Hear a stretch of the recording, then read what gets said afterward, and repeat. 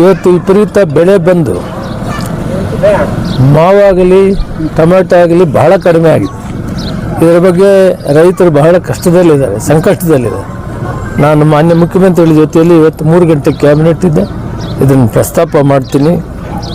ಈಗ ರೈತ ವರ್ಷಕ್ಕೊಂದು ಬೆಳೆ ಬೆಳೀತಾರೆ. ಮಾವು ಅತಿ ಹೆಚ್ಚು ಮಾವು ಕರ್ನಾಟಕ ರಾಜ್ಯದಲ್ಲಿ ಬೆಳೆಯೋದಂದರೆ ಕೋಲಾರ ಜಿಲ್ಲೆ, ವಿಶೇಷವಾಗಿ ಶ್ರೀನಿವಾಸಪುರ, ಮುಳಬಾಗಿಲು ಹೆಚ್ಚಿಗೆ ಬೆಳೆಯುವಂಥವು ಮತ್ತು ಅಕ್ಕಪಕ್ಕದ ಎಲ್ಲ ತಾಲೂಕು. ಈ ಪರಿಹಾರವನ್ನು ಏನು ಮಾಡಬೇಕು? ರೈತ ಬಂಡವಾಳ ಹಾಕಿದ್ದು ಬರೋದಿಲ್ಲ. ಟೊಮೆಟೊ ಅಂತೂ ಹೇಳಿ ಕೇಳದಂಥ ಕಷ್ಟಕ್ಕೆ ಸಿಕ್ಕಿದ್ದಾರೆ. ಇವೆಲ್ಲವನ್ನು ನೋಡಿದರೆ ಗಂಭೀರವಾಗಿದೆ.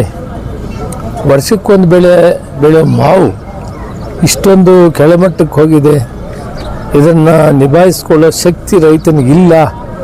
ರೈತನಿಗೆ ಕಷ್ಟದಿಂದ ಯಾಕೆ ಪಾರು ಮಾಡಬೇಕು? ನಾನು ಮುಖ್ಯಮಂತ್ರಿಗಳ ಜೊತೆಯಲ್ಲಿ ಈ ವಿಷಯವನ್ನು ಪ್ರಸ್ತಾಪ ಮಾಡ್ತೀನಿ.